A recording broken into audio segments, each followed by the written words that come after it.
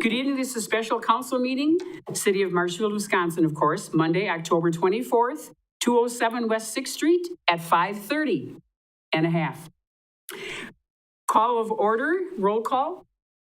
All present, please stand for the Pledge of Allegiance. I pledge allegiance to the flag of the United States of America and to the republic for which it stands, one nation under God, indivisible, with liberty and justice for all. Any citizens' comments? Any citizens' comments? Any citizens' comments? Seeing none, we'll move on to item D. Continue review and consideration of the recommended 2023 budget. Tom Witzel, Chairman of the Finance, Budget, and Personnel Committee, presiding.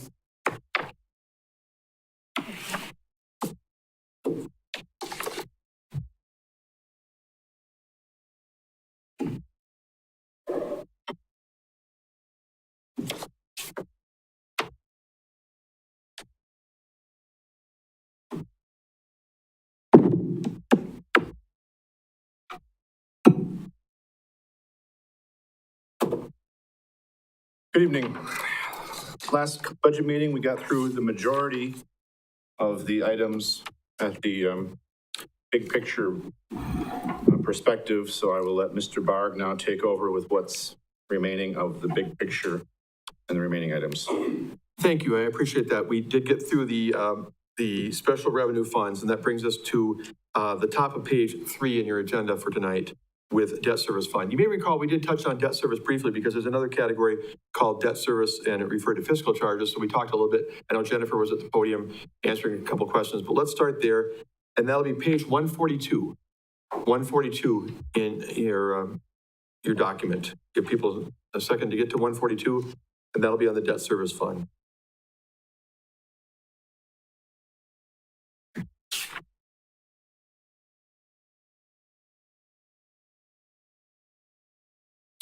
You may recall from our last conversation that I mentioned Jennifer was at the podium. The question was raised about why expenses are about $200,000 more than revenue in the 2023 debt service. Those expenses are the principal and interest payments on our debt, about 3.9 million principal, about 800,000 interest. And there's some issuance costs as well. The reason that the revenue is a little bit less, that's the amount we were levying for debt.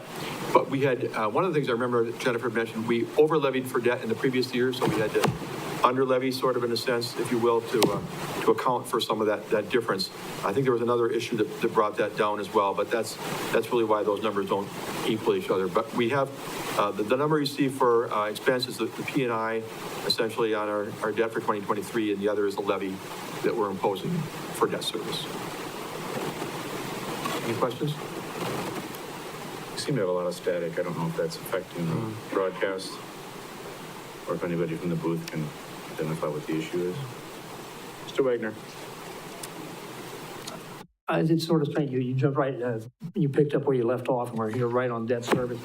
The one thing that we talked about, or I talked about at the last meeting, was that one of the things that I think we should be doing in terms of the EMS fund is transferring the responsibility for the debt. I think is around $170,000 this year from the EMS budget to the debt service budget. Can we do that? I imagine we could, yeah. Jennifer, do you have any comment on that? I mean, I think we've talked about the fact that it is possible to move that over to the general debt service. That is possible. It's general obligation debt. It's intended to be funded through tax levy. The numbers that are reflected in the book include the addition of the portion that was previously allocated to the EMS. Right, and the reason, of course, I want to do this is I want to try and eliminate the number of deductions from the revenue, from what little revenue there actually is coming into the EMS fund. That would give it a time to build back up some, at least some balance, so that we could start paying off the $600 and some odd $1,000 debt of the things that were funded without actual funding there. Mr. Chairman, is it appropriate to make a motion? Sure. Okay, I would like to make a motion to move the $170,000 of fire department debt that's presently charged to the EMS fund to the debt service fund. I have a motion, and I have a second from Mr. Hendler. Discussion, Mr. Paschal. Jennifer, is that what you recommend we do? Yes. Okay. Any other discussion? Mr. Hendler? Is that, this is a question for Mr. Wagner, is that the only item in there that's being taken out from the EMS? Yeah, I mean, there are other economies that can be made, but they're buried in other budgets, and we'll get to those in a little while, but. Thank you. All right. Any other discussion or questions? All right, we have a motion to move the debt service from EMS fund into the regular debt service fund. All those in favor say aye. Actually, sorry, I guess we can do the voting on the machine here. I'm not used to this from our finance meetings. So vote on the phone machine things, please.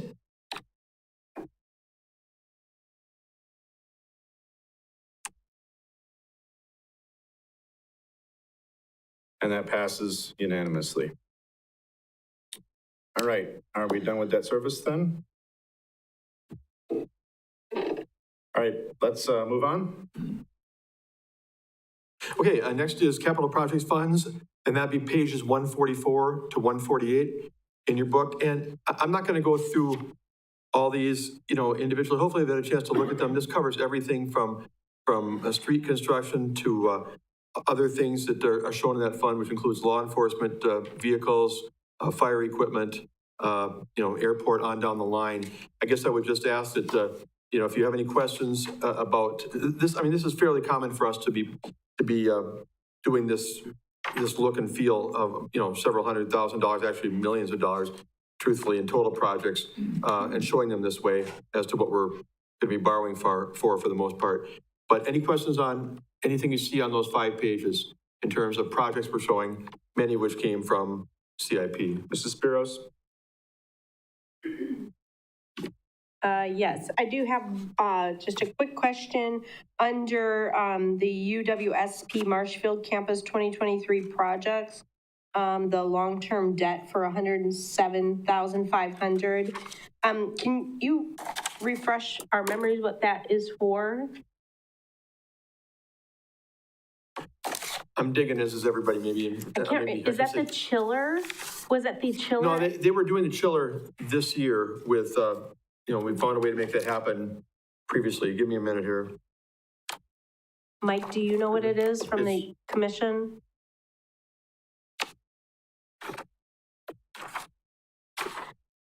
Steve, you can get back to me if you can't find it right away. Well, it may well be during this meeting if you're okay with that. Yeah, I'm fine with that. I feel like I should have it at my fingertips. All right, any other questions? All right, and let's move on to the next category. Okay, the next category is wastewater utility, and as is often the case, we don't have a lot, at least I don't have a lot of comment on that. That'd be page 177, the starting page at least, from your book, I think running for a few pages after that. But you see total revenue exceeding total expense by quite a bit. We have now paid off our long-term loan that we've been paying for years, so that certainly leads to the better overall revenue versus expense. But, that fund is doing very well, so we take any questions.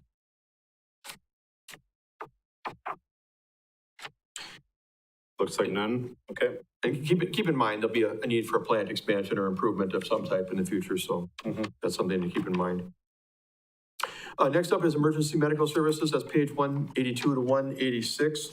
Call your attention to a few things. We may be talking about this budget because there's been, obviously discussion about some of the issues with the EMS fund. But the budget you're looking at does not include filling the 3 vacant positions that we've talked about in the past. The ambulance replacement that's been discussed in the past is still on hold, at least for this moment. That's not shown in this budget. It does include renewals with municipalities. I think you remember that we're increasing rates on the 13 towns and surrounding villages that we work with. That'll be 7%. That's what's being sent to them. You mentioned earlier about the debt service that Mr. Wagner requested the change, so that's been made in terms of the long-term debt for the fire station. Still working on other ideas at staff level to address some of the concerns that have been raised about the long-term sustainability of this fund at this point. But those are things that are in place, at least in the moment, to try and mitigate, if you will, the deficit that we've been talking about. And that's what I have to offer at this point. Questions?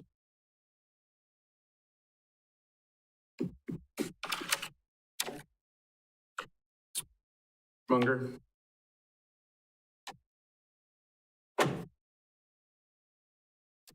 So just wanted to clarify some items spoke about the 605 fund.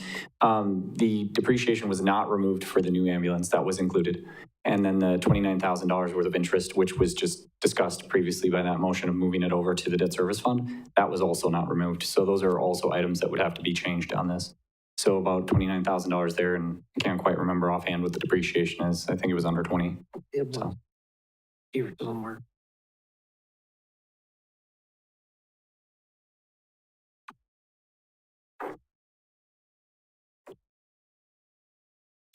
Okay, looks like no further questions. Okay, internal service fund starts on 182, I'm sorry, 187, from 187 to 192. We've had some challenges that we've been talking about at staff level recently about the internal service fund. There's been a declining balance that we're looking into how we can, turn that around a little bit. But what you have in front of you right now is calling for $700,000 worth of expenditures to replace several pieces of equipment. That's shown on pages 188 and 189, I believe. And just to let you know that 3 of those have already been ordered based upon approvals given by the Board of Public Works and then through the minutes of the council. But the other 3 that are called out, and they would be number 3, 5, and 7, as you look from top to bottom on page 188, those were asking that they be approved in the budget, but that the expenditures not be made pending further review of the status of that fund and further discussions at staff level to make sure that we're tackling things and moving in the right direction. But we'd like to have them approved in the budget so that they can be expended if in fact it's determined that we can move forward with those items.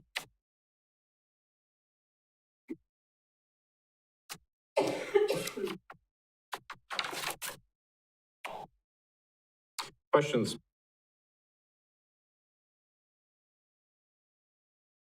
Seeing none, we can continue on. Okay, and finally, the perpetual care fund on page 193. Most of the years that I've been here, that's pretty much a quiet, not much to talk about. That's the case again this year as well, $5,200 in projected revenue. The only time we've seen much of an activity in the perpetual care fund has been when we've been borrowing against it, if you will, and then paying off improvements at the cemetery in terms of columbarium, those kind of things. But at this point, all you see is the very limited activity. So that's all I've really got for that one. Any questions on that?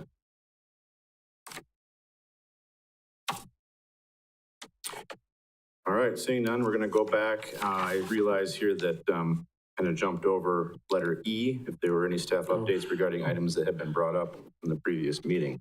Did we have any items that were going to be addressed? I don't think so. I did research, and you did get an email from me regarding the city's ability, or I guess in this case, lack of ability to impose a city sales tax. There have been questions even at staff level as to whether or not that was allowable. There are 8 cities in Wisconsin, cities or villages that have a tax which might seem like a sales tax, but it's really a tourism type of tax. It's based upon the fact that they're heavily tourist communities. But the League of Wisconsin Municipalities has now clarified with me that cities are otherwise not allowed to have local sales taxes. So that's the only follow-up I have. I will say that there are a couple things that have come out at staff level that may need to be tweaked a little bit before this is over to adjust to some things we found, but they're not substantial in terms of dollar amounts. They're just things that have come up in terms of reviewing and things brought to our attention by department heads that may need to be slightly adjusted. Otherwise, that's all I have. Okay, then what we'll do is we will go back to the top of the budget, and we will ask for any council questions, input, thoughts on each of the categories, starting up at the top with general government.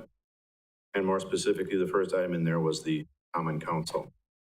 Yeah, and again, I'll just repeat that a week ago, this is what Tom is alluding to. A week ago, I went through this at the high level and pointed out the items in each category that appears to be out of normal a little bit, either higher or lower than you would typically see, and what the reasons are. So at this point, I just look for your further discussion and direction. So any thoughts or questions regarding the general government category? Mr. Wagner? And thank you. In the Common Council total, from the budget for the Common Council total for the year, does that include any attorney fees that might be generated from the Common Council?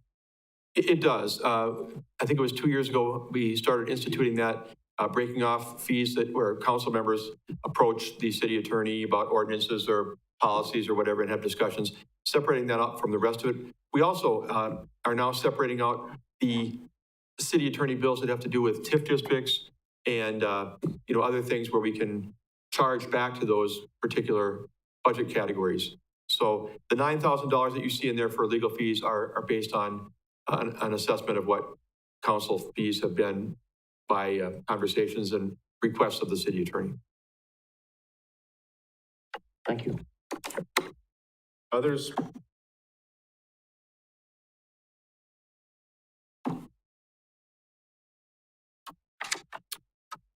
We'll open it up for any general government questions. We won't just keep it at the Common Council, but if there's anything, Common Council, Historic Preservation, Municipal Court, City Attorney, City Administrator, City Clerk, Elections, Information Technology, Finance, Property Assessment, Facilities, being City Hall, Uncollectible Accounts, and Non-Departmental Insurance. Any questions, comments, or thoughts on any of those?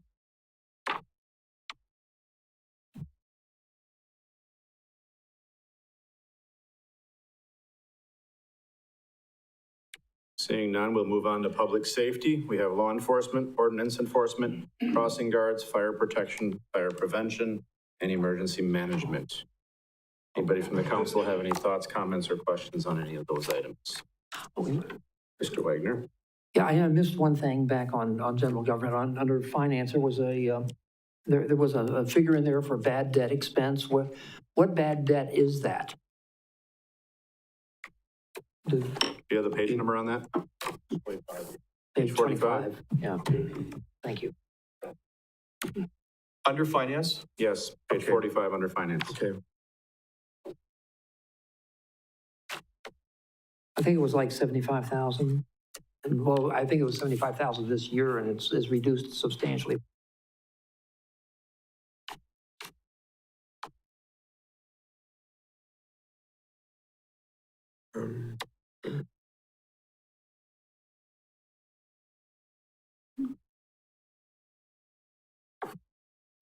That bad debt in the past related to adjustments that were made to clean up prior to my arrival for special assessments and taxes that were deemed to be uncollectible. For this year, we're leaving that sort of blank so that as they occur, because it would be unusual to have something come up in the finance department that would be an uncollectible item. So it would be related to, special assessments or personal property taxes that we deemed, the business is bankrupt or, the proprietor has left town where we're never going to collect. Those would be the cases where that bad debt would come into play. And at that point, I would be coming back to you with approval to write that off. It's really unpredictable in order to try to allow for it in a budget. So that would be primarily off of uncollectible property taxes or special assessments or street assessments? Or, whatever past history was cleaned up at the time when the records were brought over into Munis in the past. Those were the types of items that appeared there historically. It's hard to anticipate what may become uncollectible at this point in time. They thought they did a cleanup of the records so that anything that's left should be collectible. Are we going to have a line item similar to that in the enterprise fund for uncollectible Medicare or Medicaid payments? We will have it in the EMS fund. We'll also have it in the general government as it relates to municipal court. Thank you. Mr. Wagner, were you referring to the one on page 51 where it's budgeted at 10,000? Excuse me? Are you referring to the bad debt expense on page 51 of the budget? The As actual soon was as I can get 75? the machine to cooperate with me, yeah, I'll tell you that was 51. Because that had a bad debt expense actual of 75,000 this year, and the revised budget is 10,000. I don't know if that has that in a different category. I'm looking at the same thing you are, yeah.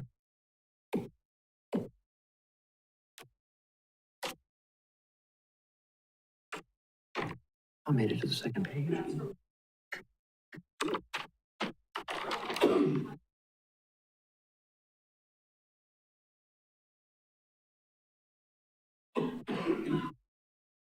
Right, so that's the scenario where it was tax refunds or uncollectible accounts. In 2021, there was a cleanup. 2023, throwing 10,000 out there just in case it happens, it's accounted for, but don't anticipate anything today to be written off. But it's believed that the 2021 that we're looking at was for more than 1 year. Like you said, it was a cleanup. It was a cleanup as they were preparing to, Okay. transition systems. Does that answer your question, Mr. I Wagner? understand it. Yeah. Okay. Other questions? Again, we're, I guess, sort of back on the general government. All right, public safety. Were there any questions on the public safety? Yes, Mr. Fisher. Thank you, Mr. Chair. I have a few questions. First of all, for crossing guards, how long have we been paying for that again for the school district?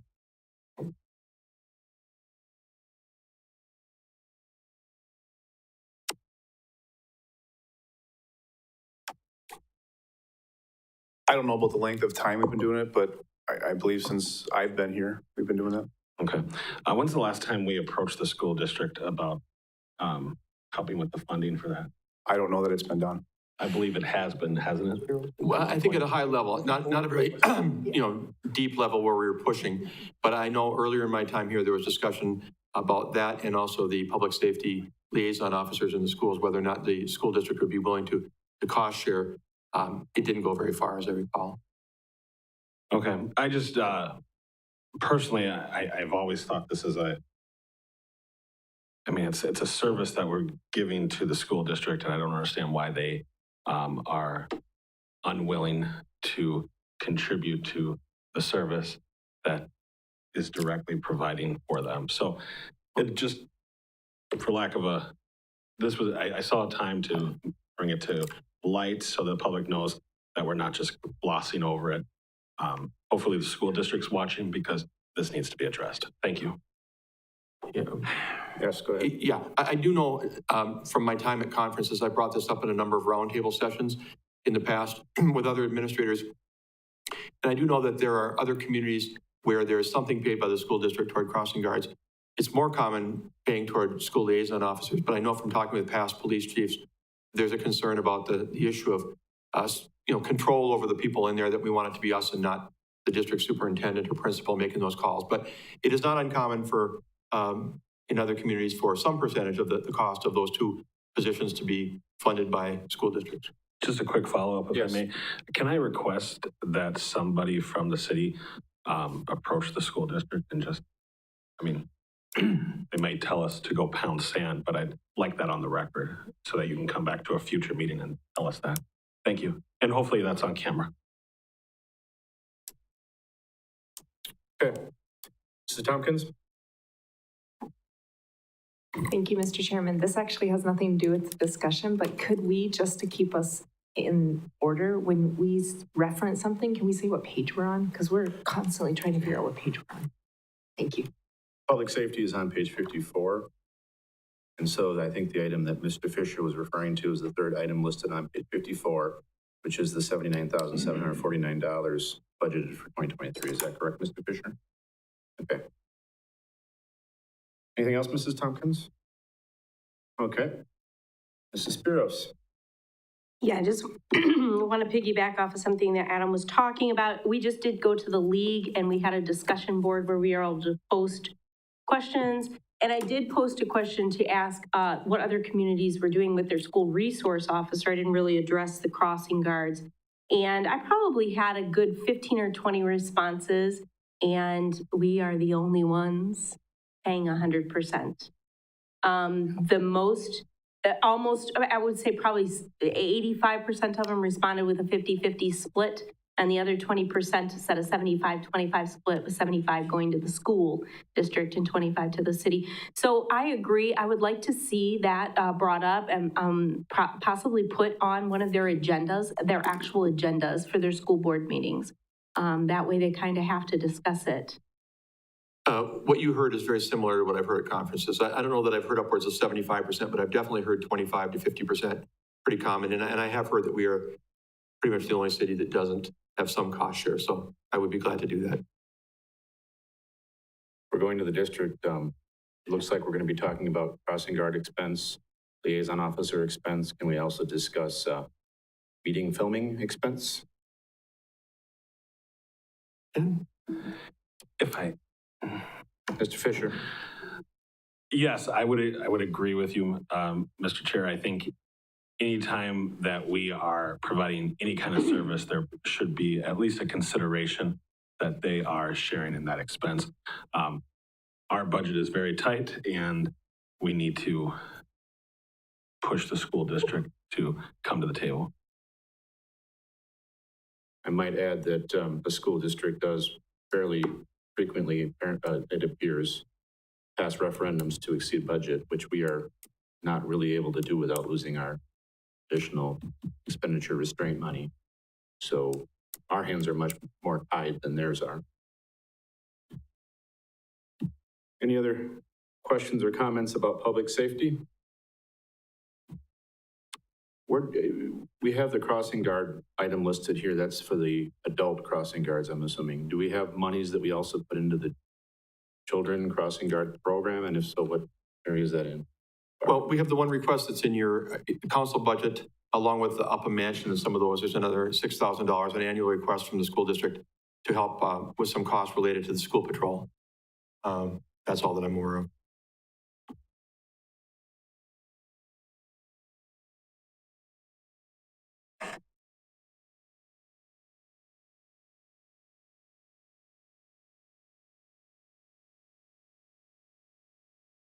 So that is on page 26, third item, $6,000. Correct, right. It was 5,000 a few years ago. It went up to 6,000 a couple of years ago, and they're making the same request. I think I sent those letters out to you earlier. It's related to, again, expenses that tie to the school patrol program. All right, last call for public safety topics. Mrs. Spiros? Okay, for clarification purposes then, with you just bringing that up, so they're requesting the $6,000. Is that in our budget, or is that just a request right now? It's in your budget, in the council budget, along with the other non-governmental organizations, again, such as Upper Mansion and, the Job Center and those types of things. So if you chose to not fund that, you would be pulling something out, because it's right now it's there. I put them all in based upon past history of the council supporting these. So would it be appropriate at this time to make a motion to pull that out? You wish. No, the Marshfield School District. So I'll make a motion to pull the Marshfield School District $6,000 request out of the budget. Okay, we have a motion by Mrs. Spiros to remove the 6,000 Marshfield School District monies out of the Common Council part of the board budget. Yes. I have a second by Mr. Fisher. Mr. Varsho? Is that for the crossing guards, or is that for the students? It's related to the students. It's related to some supplies, and I think they have sort of an end of the year thank you to them, some kind of a, I hate to say party, but some kind of a thing that they do on behalf of those who've served during the year. It's a combination of those things, I believe. I'd have to look back at the letter, but that's typically what it's meant for. So it is school guard, it's crossing guard, but student crossing guard, not adult crossing guard. Correct. Just a follow-up. Correct. Yes, Mrs. Spiros. I realize that that's what that's for. I would assume that they would, pick that up themselves if they just didn't get it from us. I highly doubt they wouldn't celebrate their kids. I can certainly guess forward, it's a I can chance certainly to forward that letter to you again too after this meeting if you want to take another look, but to read it one more time. Mr. Pagel? Thank you, Mr. Chair. I cannot support this motion. I feel it's necessary for us to support the young people who volunteer their time to serve as crossing guards, and I think this is a small amount of money for us to recognize their service to the community on a small scale and to provide them with a thank you and provide them with the necessary equipment to do this important task. Okay. Mrs. Spiros? Yeah, I like to recognize them too. I really feel like the school would go ahead and continue to do this. It would be the right thing for them to do. I think that they're trying to get this money because we're willing to give it. And we can recognize those crossing guards in a different way. We can bring them to a meeting and publicly recognize them and hand them an award. And that's, something that we could do in place of $6,000 for them to throw a party. I truly believe that the school would do the right thing. I hope they would do the right thing and they would celebrate them, but they would be footing the bill. And again, regardless of how this motion turns out, I will send you another copy of their letter so you can read exactly what that request was. I was trying to, highlight it as best I remember, but I don't want there to be any misconceptions in case you want to revisit that. Mr. Fire, were you trying to push your button to talk? I'm not sure, but I think they take these kids to the Dells at the end of the year. And now, okay, you don't pay it, they won't go to the Dells. Simple as that. I don't think the kids should suffer because we don't want to spend $6,000. Mrs. Tompkins? Thank you, Mr. Chair. I am wondering, is it possible before we pull it out to ask for an itemized plan for how they want to spend the $6,000? That might just help. If we know that, yes, they're going to spend this much on busing. I know one time they took kids up to a camp up in Medford that was an hour away, and that's where they did their celebration. It is a lot of children, and they do wake up really early to do this, and it's cold. They stand out all winter long for 20 minutes in the morning and then also in the afternoon. So it is a good service, and they've walked me across the street when I went to get my kids. So I'm wondering if we could balance with wanting to respect them and also say thank you for serving, but also wanting to look at how the money's going to be spent and to see if we could get it itemized, the plan. So are you making a motion to postpone this vote until further information is provided? Yes, I guess that's what I'm doing. I'm asking to postpone the vote until we get an itemized proposal for the $6,000. It's not technically an amendment. We're not changing the motion. We're just simply not voting on the motion. So I have a motion to postpone this vote.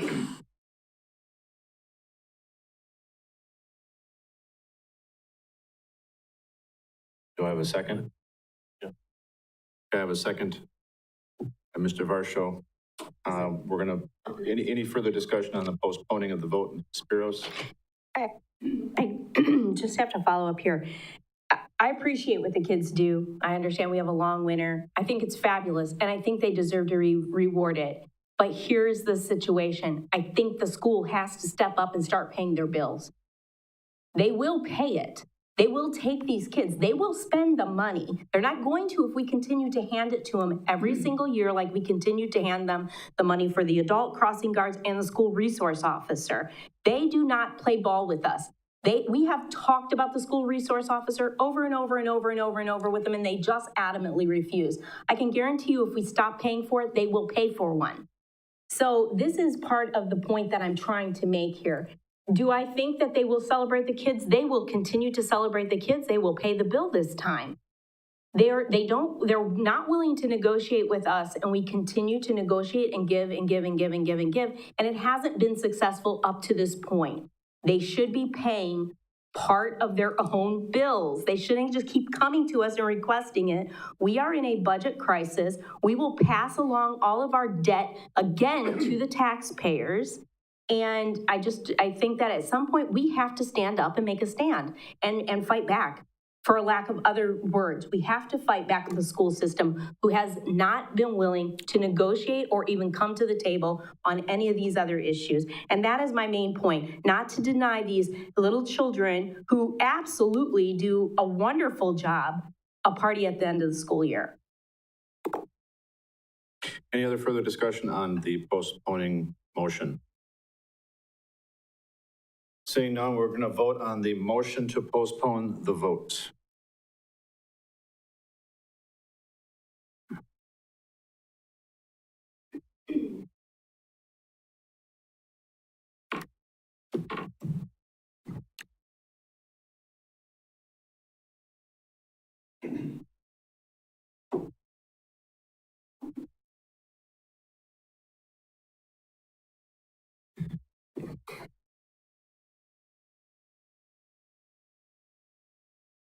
The motion to postpone passes with the mayor breaking the tie. It's a 6-5 vote. So we will readdress this at another meeting. If I can, yeah, I will go back to the letter and I will go back to the school district representative that I deal with on this request from year to year and ask for a greater clarification on those expenses, a better breakdown if they can give them, and I'll get that back to you. Okay. Anything else on general government or public safety?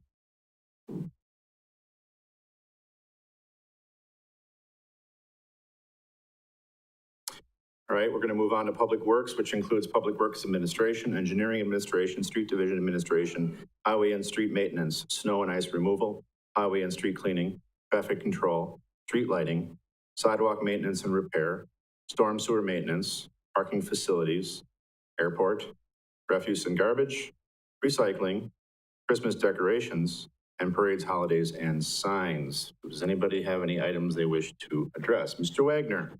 Thank you. We've heard some proposals about changing the way that the street lighting is paid for, that it's going to be possibly placed on the individual homeowners' bills.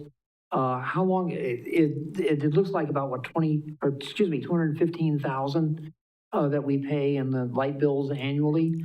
Are we going to be implementing that anytime this year? Yeah, the proposal I put in the budget would call for us implementing as of May 1st. I've talked to the financial advisor, Dave Ferris from Ellers. He did it with another community and it sounds like less than 4 months, and he said he didn't see there being any problem with that here. Now, again, that assumes not a lot of pushback. That community had virtually no pushback from anyone with respect to taking them off the tax roll and putting them on as a special charge along with electric and water use. We've only had preliminary high-level contact and conversations with Marshfield Utilities. They seem open to the idea. That's the basis. Okay, so was 215,000 funding of street lighting under the current situation through May, or was it for the entire year? And I'm not looking at the exact numbers, how they broke up, but the idea is that 2/3 of that was shown as as being handled differently, whereas we would not be paying that. The consumer themselves would be paying it. We'd be paying for 1/3 of the year. I also put in $10,000 in expense for street lighting, not knowing whether there'll be extra charges for us to get this off the ground. Will Marshfield Utilities charge us some fee for their handling of it? You know, they're going to be getting money directly from the customers if this happens, remitting that back to the city. They'd be looking for some dollars from us to cover some of their overhead costs. So I took $10,000 off of the 8-month revenue there. So it'd be offsetting revenue. The cost would still be there, but we'd be taking it off the tax rolls. It would be shown as a special charge.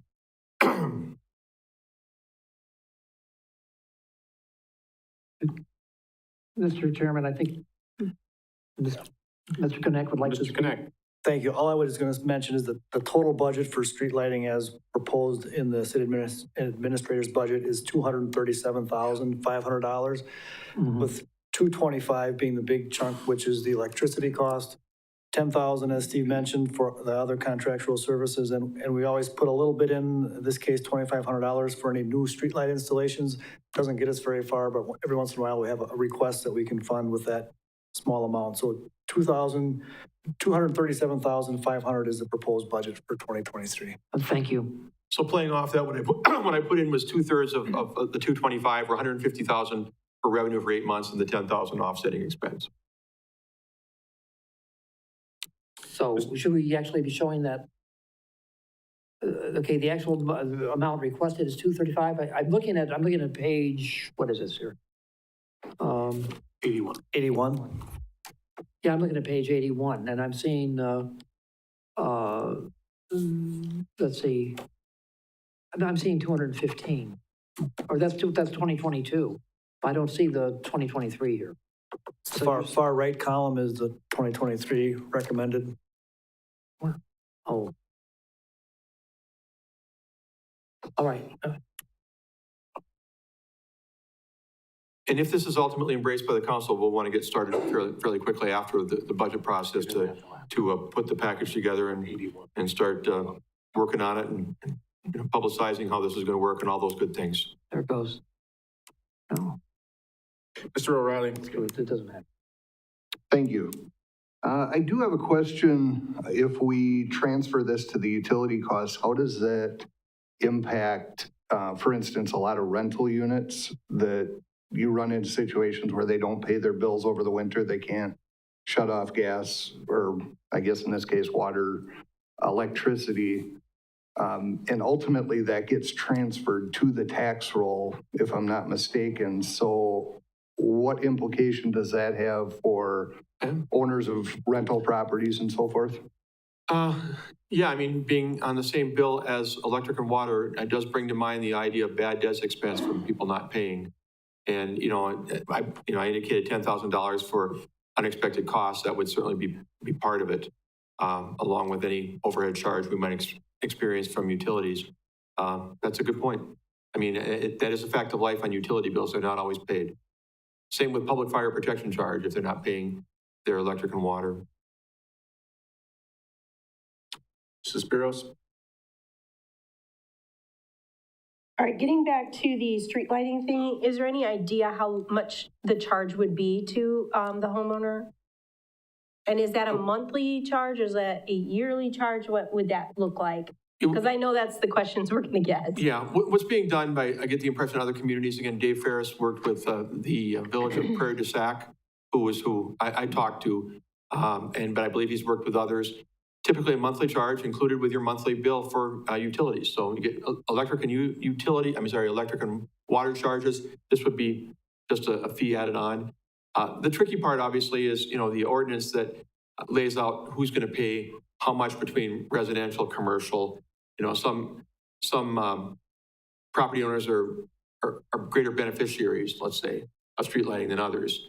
But they came up with a plan there that was apparently very well sold, very easily sold, that people accepted as being reasonable. That'll be the challenge for us, probably starting with Board of Public Works, and everyone else on the council shortly after this budget is approved, if that's your direction, to pursue that. So we don't have any idea how much it's going to be. No, we're not nearly that far. I mean, this is an idea we've talked about for a long time, along with other things that are less popular, I think, like perhaps in these discussions we've had with council, like wheel taxes and stuff. But the idea of offloading street lighting from the annual budget has been discussed in the past. It's the most, in my opinion, the easiest and most palatable thing we can do and the most defensible thing we can do. And like I said, it has been done in other communities. But the exact charge that I would get versus what Walmart would get versus whatever still needs to be determined. Mrs. Tompkins? Thank you, Mr. Chairman. I am wondering, I have two questions. Are we replacing our street lights with LED lights? Because I saw an LED replacement in the budget. Is that for street lights? The streetlights are owned by Marshfield Utilities, so when it comes time for replacement of streetlights, those decisions are made by Marshfield Utilities. At this point, they are not replacing with LED. I know they have interest in doing that, but they don't have that, they haven't started that yet. What's in our budget is to replace our traffic signal, the red, yellow, green bulbs with LED. We did a full replacement 2008. Okay, so 15 years ago, we did a full replacement of LEDs, and now we're at the point of having to replace them again. So that's what that is in the budget. Okay, so that was my first question. And that's actually great. Lasted 15 years. That's good. My second question is then, so we would anticipate this would be a steady charge then. We're not gonna, this wouldn't fluctuate because we're not replacing LED lights and street lights. We use the same amount of street lights all the time. So this would just be a steady fee that people would get. Well, I think, and Dan can elaborate, I think in the years that I've been here, the total cost for electricity for streetlights has been relatively constant. I mean, it hasn't gone up radically. It goes up maybe a little bit from year to year, but not much. It would be fairly steady, but it can't remain static because as the utility adjusts their fees, every time they have a rate case adjusting the fees, then you would reshuffle the deck on the charges. And the way the ordinance that we've seen works is there are so many units between residential and commercial units. You divide the number of units into the total cost of your street lighting, and then you get a cost per unit. So if the cost of the street lighting goes up, the math would tell you the cost per unit is going to go up. Is it dramatic? It hasn't been dramatic over the years, but we are bracing for a little bit bigger increase in 2023 based on the current rate case that's the utility has in front of PSC right now. Thank you. Mr. Varsho? Thank you. So, first of all, this is just budgeted for the year, as if we weren't going to do anything at all, the 225,000, correct? No, it's in the budget that we would do this in May. And if we're not going to do it, if we decide now we're not going to do it, we need to adjust the budget. If we decide to let the process play through and then ultimately decide whether or not we can adopt an ordinance and have a policy we feel good about, if that doesn't pan out, then we'll have to adjust as well. I mean, I'll be honest with you, you heard about some of the struggles we had trying to get to the finish line and providing this budget to you and how we had to back up the first meeting a week. This is part of the reason. I mean, we're just really struggling. Inflation is high. Our revenues from Madison are flat. And I truthfully was looking and working with the finance department and others to find a way to fill the gap. And I just felt I needed to propose this as a way to make ends meet. I was running out of things to cut, quite frankly. So then the second question is, so if you're going to look into this, one street that might have no street lights on it except for the corners, and then a person on Oak Street might have 5 street lights right in front of their house. Is that different per person or per household, or is it the same? Well, the ordinance that I believe that Dan's referring to and the one I've seen doesn't do that. I mean, I know I've talked to Dan about this a little bit, and there may be people saying, hey, I don't benefit from a streetlight. There's not one anywhere near me. I think the premise of adopting this policy, though, is that people are generally paying for street lighting more than just what's in front of their house. They're paying for it in their neighborhood. They're paying for it more broadly than that. But I imagine there'll be questions and concerns raised if this is adopted just like that. Hey, I live in a cul-de-sac. The closest street light is ways down from me. Thank you. Dan, you said something that I guess surprised me. Utility does the streetlight replacements? Yes. Out of what budget? Out of this budget or out of their budget? No, their own budget. We're charged a monthly rate for all the streetlights that we have in town, and that monthly rate covers the energy use as well as their maintenance of the streetlights. So they get to pick what bulb, and we have to pay the bill. Well, our policy dictates the size of the fixture that goes in certain locations. So if you're in a residential neighborhood, you might only be a 100-watt fixture. Central Avenue, we have 250-watt fixtures, but that's set by our policy. They implement our policy under our direction if there's a new installation or whatnot. If you remember reconstruction of Maple and Chestnut Avenue, we upgraded those streetlights to the decorative style. And those are LED, by the way. We do have a few LED streetlights. But at our direction, the utility maintains those for us and we pay those on a monthly rate. And that's what equals the $225,000 annual charge that we've been talking about. So the city actually pays for the light bulb replacement and the electricity, and then the utility just does the work to put them in? We pay a maintenance fee, and I don't remember, it's $4 a month for a smaller fixture, maybe $5 a month for a bigger fixture. That covers the maintenance cost. So whether it costs them $100 or $500 to replace that bulb, we pay $4 a month for the bulb, or for the light. Okay. It seems peculiar that they can pick whatever, energy efficient or not, and we're stuck with the bill. It seems like we should have some say on types of bulbs. Mr. Bard? I also want to elaborate on what I said about the budget and how I put this in the way I did. You know, because of levy limits and the fact that our net new construction is only 0.55%, we are limited to a tax rate increase, I think we've described you before, at 0.85%. I mean, if we were able to go higher, not that we're all excited in raising taxes, but if we've been able to go up to 1.5% or between there and 2%, I may well not have proposed this until 2024, allowing it to bake a little bit more. Our just hands are tied. And I think we've said this to you before at staff level at some of these meetings. We need to look for other revenue sources or other ways to reduce expenses by offloading general fund expenses where we can. when you have a limit, the way we have levy limits right now, and how that ties our hands, you don't have a lot of options. So that's why I put it in where I did. But it came after talking with our financial advisor and another community and seeing that it has happened elsewhere, and they've made it work.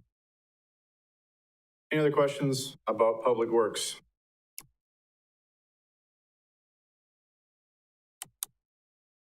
Next up is Health and Human Services, specifically Aging and Senior Center and Cemetery.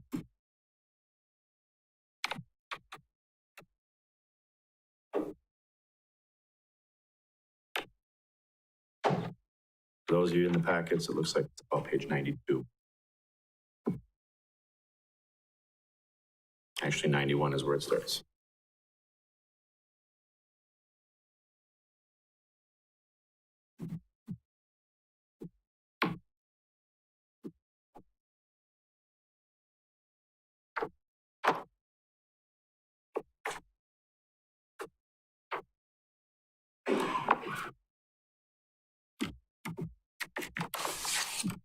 All right, seeing no questions or comments, we'll move on to Culture and Recreation, specifically Oak Avenue Community Center, 2nd Street Community Center, Parks, Operations and Maintenance, Parks and Recreation Administration, Recreation Programs, Dairy Fest, Zoo Operations, Recreation Aquatic Programs, Fairgrounds, Historic Preservation, Library, and UW Stevens Point, Marshfield.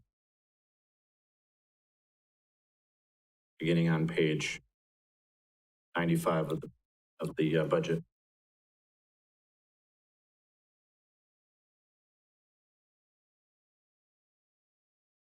Mrs. Spiros. Sorry, I'm just a little bit slow because I wanted to go back on one question under the cemetery, just because I don't know what this is. What is the motor pool charge? I just didn't know what it is.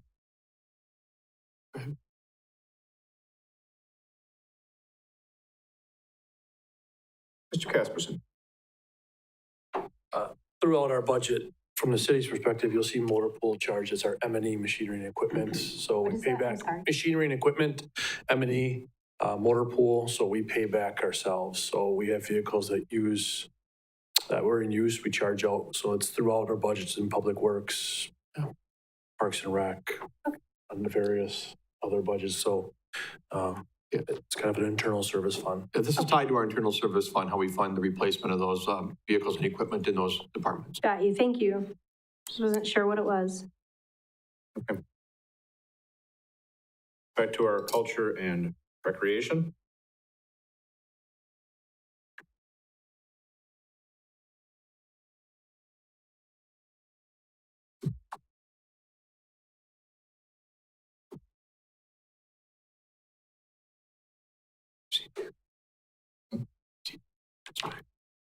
Mr. Knack, you have something to say? I'm just wondering if this is a good time to respond to the question about the UW project for 2023. Okay. Yeah, that was it's an HVAC rooftop unit in the Commons area, total cost $215, and that's split 50-50 Wood County and City. Thank you. Any questions then? Yes, Mr. Wagner. Microphone, please. Events? Your microphone on. Oh. Yeah. I'm good, okay.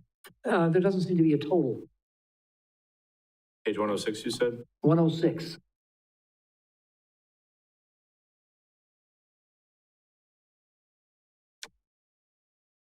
it continued on 107? No, unfortunately, there are a few pages. For some reason, were just whited out. When I went back and looked through our copies that we were sharing back and forth internally, the copies I had ran from Munis had the totals. I don't know why the budget books don't have them, but unfortunately, they don't. They are totaled up inside the Excel spreadsheet. I can rerun total line item detail spreadsheets for you if you need, or reports out of Munis. As I understand it, this is a new line item or a new area for special events. We didn't have something like that before. I know. Is this when? I know this is when we got a coordinator for Wenzel Plaza. But what is this and how much is it? Mr. Casperson? Yeah, my sheet doesn't have the total either. Is that listed in the beginning? What is it? This one's, 120,597? Is that what you said, Jennifer? Back to your question though, is yes, it is a new department, not department, division. It is taking the Wenzel Family Plaza Coordinator, Nikki, and kind of creating its own because it has 3 funding sources. It gets 40% from Visit Marshfield, 40% from the EDB, and then 20% from the city itself. So Okay, 80% of it's outside funded. So it's not only, we don't want to specifically say Wenzel because she does more than just Wenzel. She helps out with other events like Maple Fall Fest. She has a big role in a lot of the Main Street events, luminary hikes. So this is a new budget to kind of account for that. Yeah, I'm very happy about what's going on here, but the question is this 100% or 50% or 75% from the other funds? What is? Well, the revenue is what is the general fund burden on it?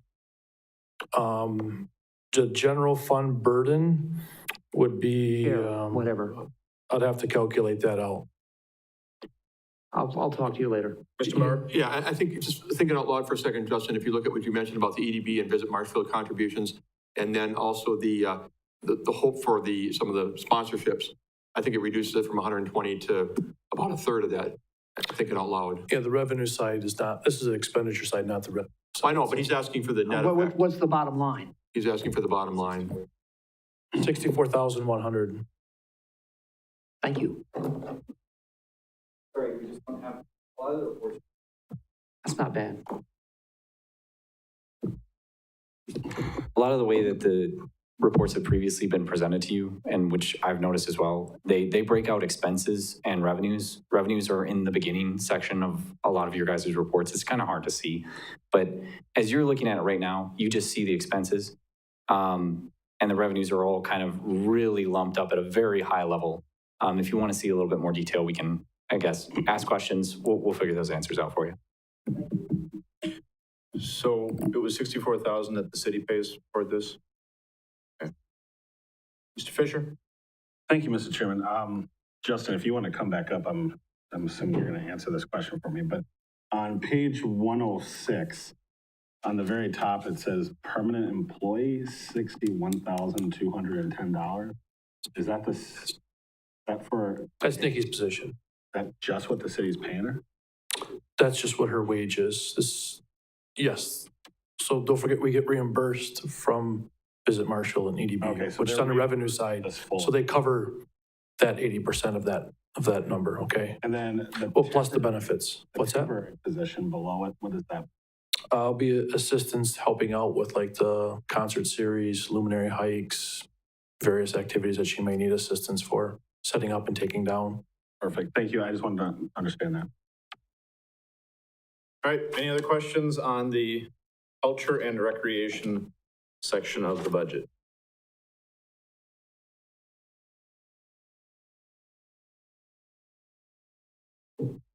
Seeing none, it looks like we're moving on to conservation and development, which includes industrial park operations, development services, forestry.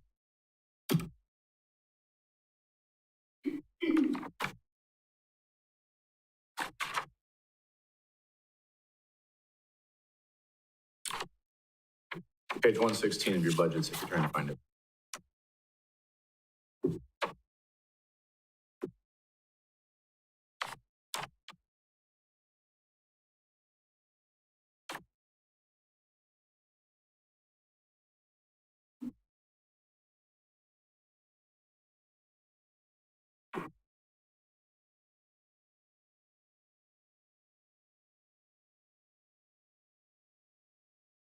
I would again mention what I think I said last week, that if you look at the development services budget, that, some of that increase is health insurance, because you have to budget for what if someone, who's going to take family insurance. You assume everybody's going to take family insurance if you don't have the people in the positions right now, which of course we know to be the case.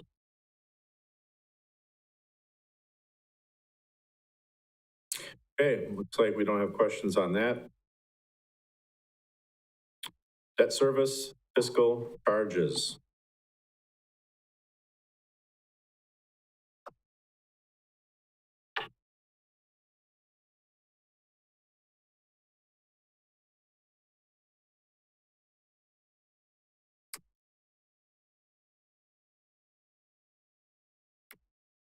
Okay, we'll move on. Other financing.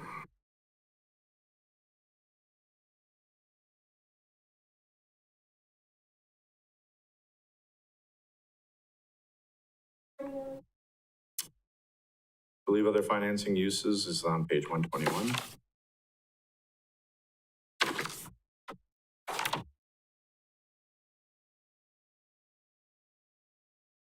Did we miss special refund, revenue funds? Because we just went through. No, that's next. No, I've covered debt service. I'm not exactly sure what page in the budget it was. I couldn't find it. Other financing is on page one. Okay, thank you. What did I say here? 121. Is debt service then the page 142 portion? Does everybody understand what the other financing is? I think we touched on it before. That is the anticipated local share for the taxi service, as we understand it now. And again, that amount I mentioned at the last meeting has been growing in terms of the difference between the amount that it costs to run the shared ride taxi service and then separating out the 55% or so that's covered by federal and state grants and the share that's paid for by user fees, by the fares paid by riders. It leaves that difference that we end up picking up here. And that amount has been growing over time, despite maybe increasing the fares from time to time, but it still continues to increase.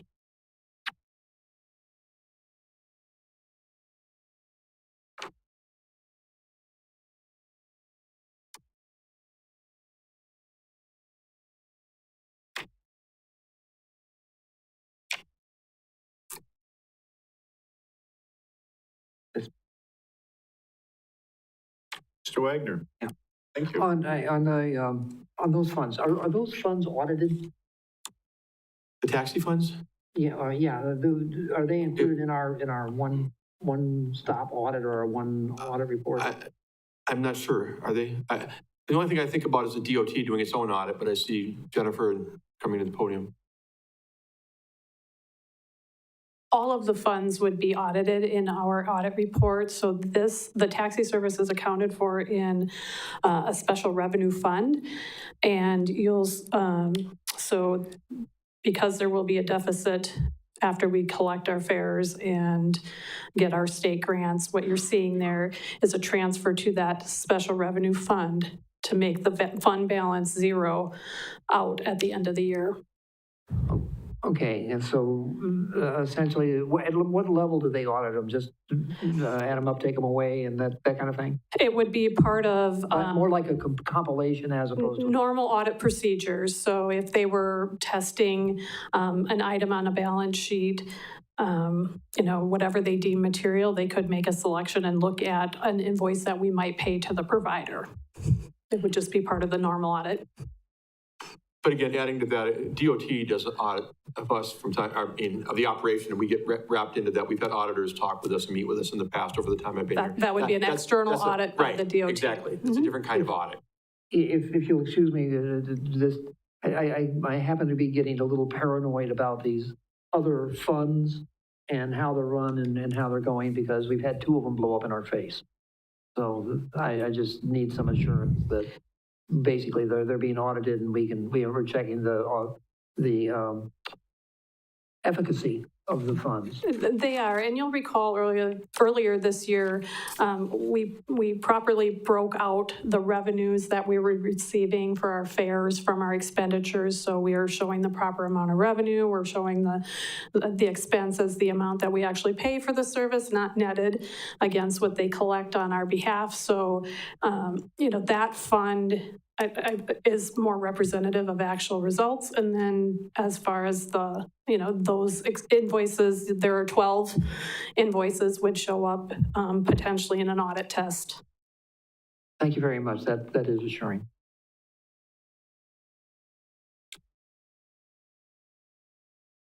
All right, we can move on to special revenue funds, including room tax, parks outlay, residential rehabilitation, economic development fund, public safety funds, business improvement district, shared ride taxi service, Marshfield Media Access, Municipal Court Spencer, and Municipal Court Stratford. And all of this appears to begin on page 123 of the budget.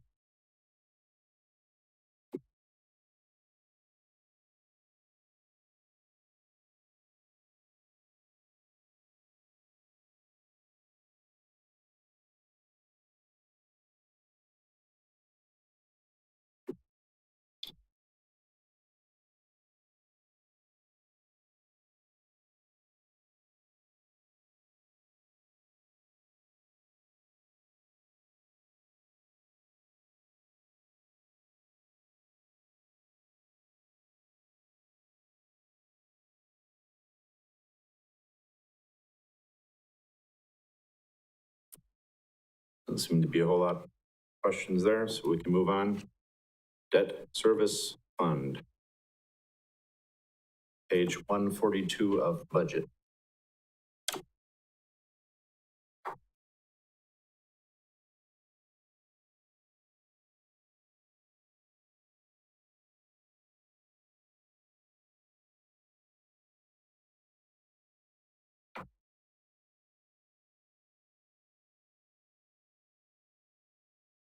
Okay, then we have Capital Projects Fund, page 144 of budget.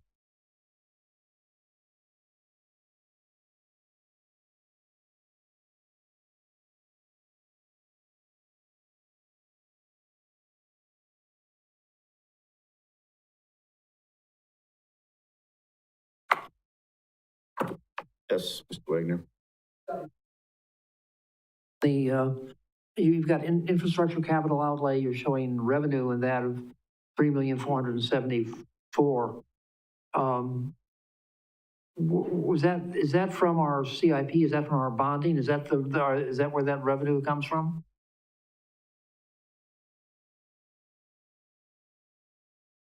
The public facilities capital outlay and the public safety capital outlay, all the,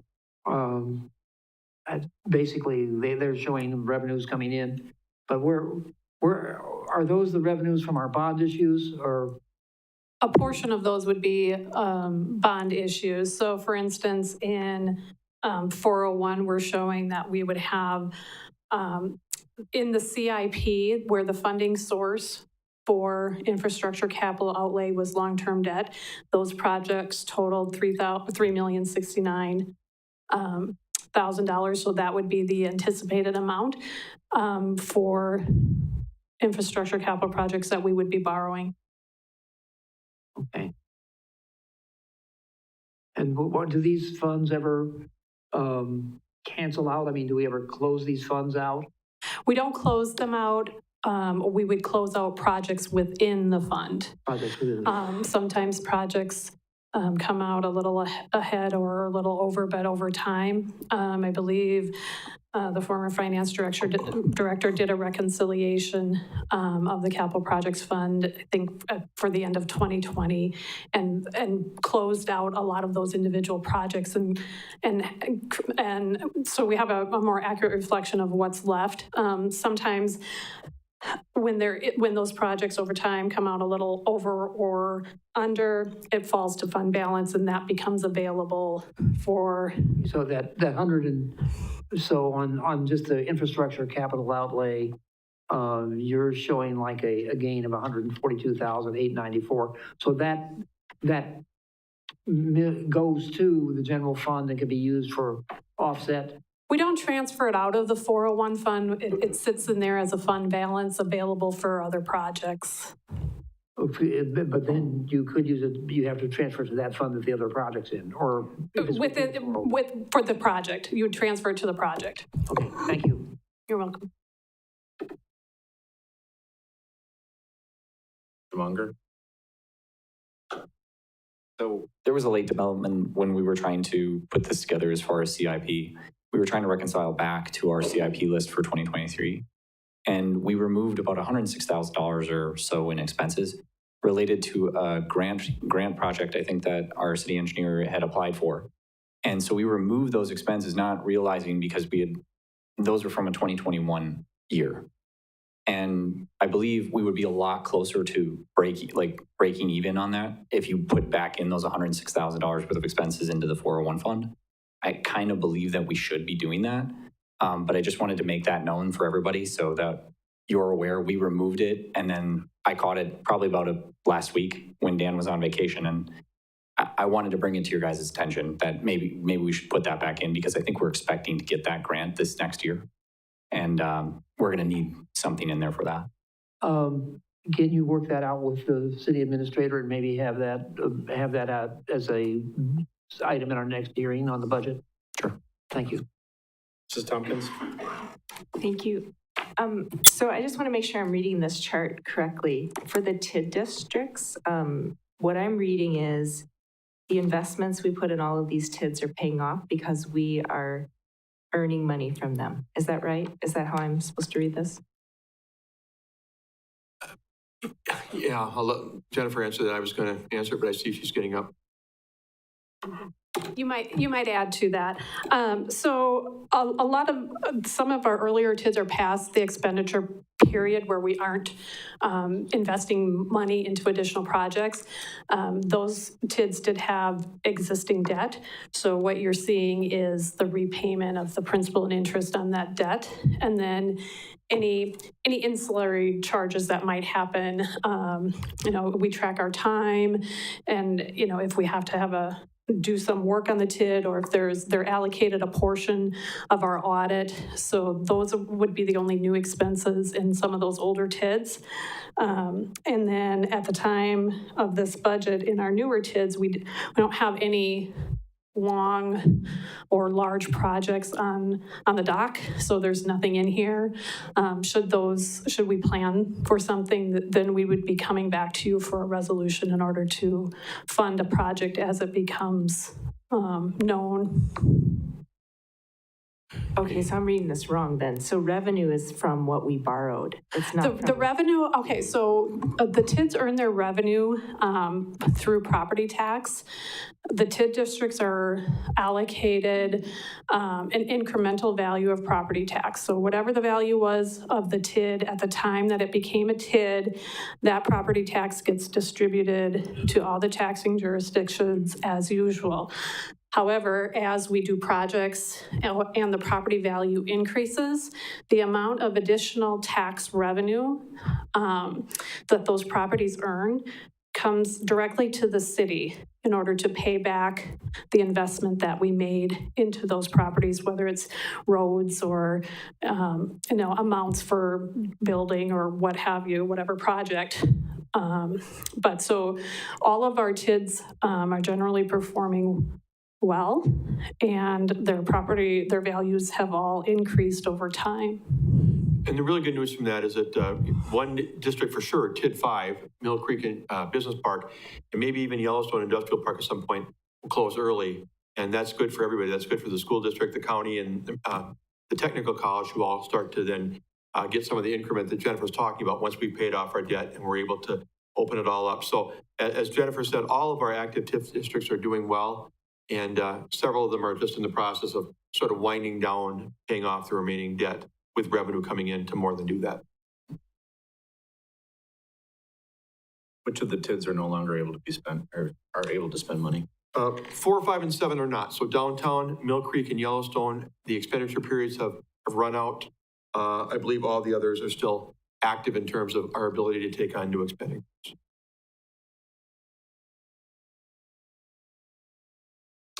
4, 5, and 7, the ones at the top of the list. 4, the downtown TIF district. 5 is Mill Creek Business Park. 7 is Yellowstone Industrial Park. All of those have seen their expenditure periods close, and we're in the run-out period, as some people call it, which means we're able to continue to collect revenue for an additional 10 years in some cases, and be able to apply that to the debt. However, we are expected to close the TIF district at the point that we really have covered all of our debt, and we're able to put it back on the general tax roll for the new increment created. Mr. Wagner? Yeah, we need to have some discussions about whether or not we should close those districts, or if we could take advantage of the 10th year or the year after it for the housing project for low-income housing. Correct. Or just housing, period. I think Correct. that- And when we look at closing TIF District 5, which will be the first one we'll be looking at closing, we'll definitely come to the council to talk about, I guess, the pros and cons of that. Are we foregoing anything? That's a big chunk of money. By doing, yeah, I mean, it'll be great to get all the additional increment that's been created in TIF District, the value, I should say, incremental value in TIF District 5 on the general tax rolls. Now, having said that, we're limited in how much of that we'll be able to capture for tax purposes going forward, but it'll be well appreciated by the other taxing jurisdictions as well. But yes, we need to talk about other options, and the affordable housing is certainly one of those. We are still a few years out on paying off the debt that exists in those TIDs. There's a payback period that's probably 2026 or 2027 at the earliest before we could even recoup all of the expenditures. So we're a couple of years out from being able to do that. Thank you. All right, any other questions on the capital projects funds? So we'll go from capital project funds to capital fund projects. And that appears to be on page 145.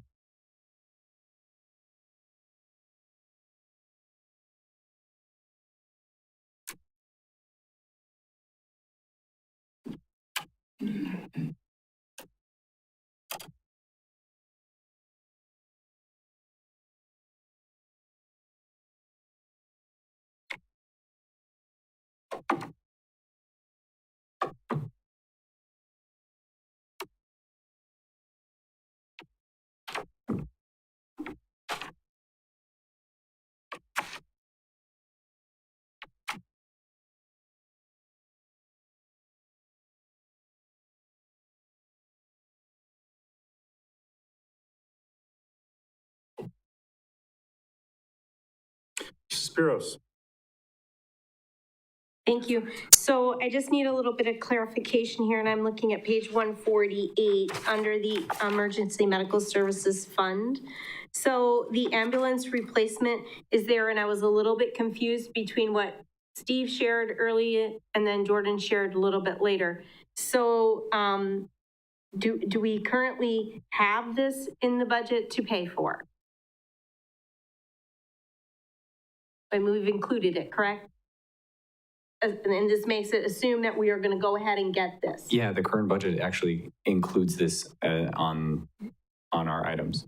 So that's why I wanted to clarify and just make sure that you all knew that. It's included in depreciation inside of 605, so it's really hard to kind of see from the expense side because you're taking that ambulance, dividing it by 12 years, and that's stuck in the depreciation calculation.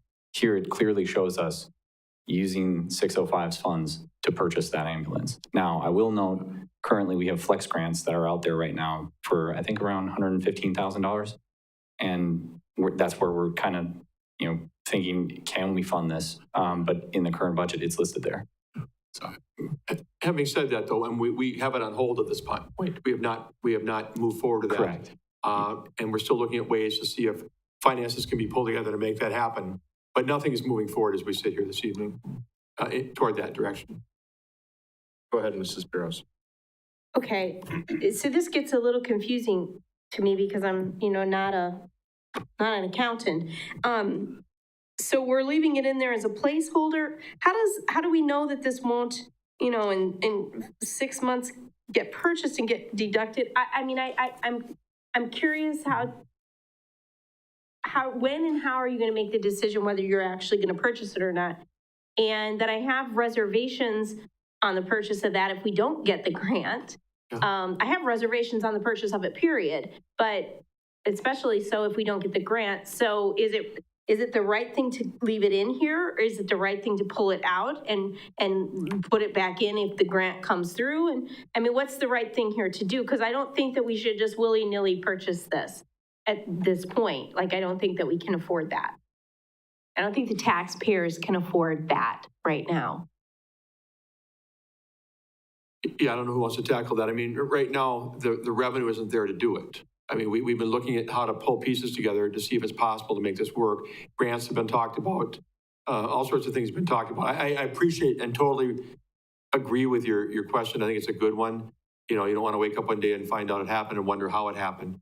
So, so I guess I'm asking, should this be pulled out? Is it more appropriate to remove it until we decide whether this council's going to decide whether we have the funding for that or not? Yeah, so the whole reason why it was included either way was because of the 2023 adopted CIP. So we added it in there, and it's council's discretion whether they want to pull items or not. So, yeah. As far as a recommendation, I would love to have the extra $200,000, I think, to offset the coverage. We will lose, likely, that grant funding because I think we have it already, and you can probably speak to that.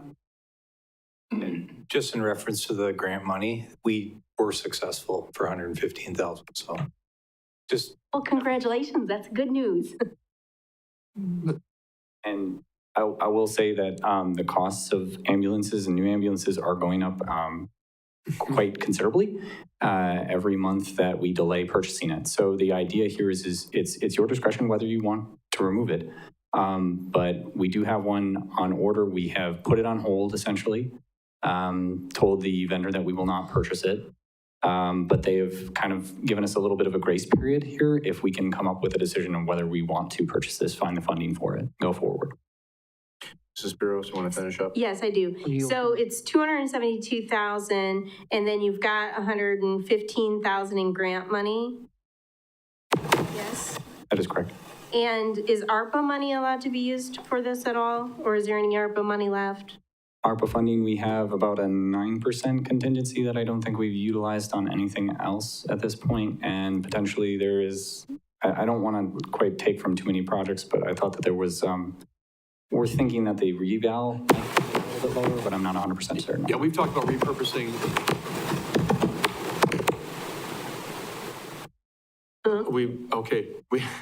We've talked about potentially repurposing. We have $250,000 in there for the citywide reval. And since we put that in, we've gone forward, as you know, here on the council level with an RFP that's out there right now to do a reduced of sorts, an intermediate or market update as opposed to the full one where people try to get it in every house in the city.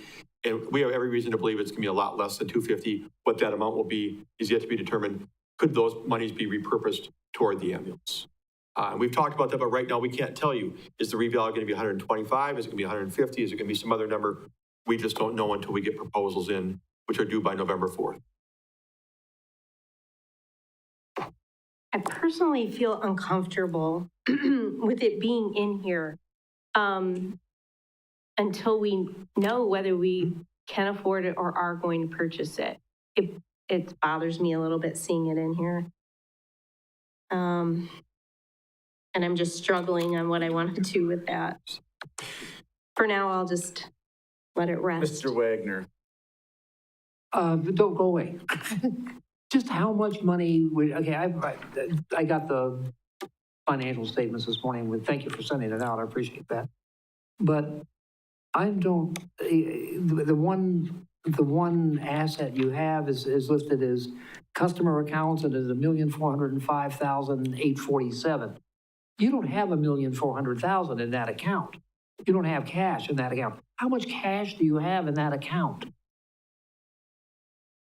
So before we jump on the whole reason why it's in there and how it's in there and why would you be doing this if you still didn't have the cash? Again, we had an adopted CIP item from this council from 2023 of all the listed assets that we're going to buy.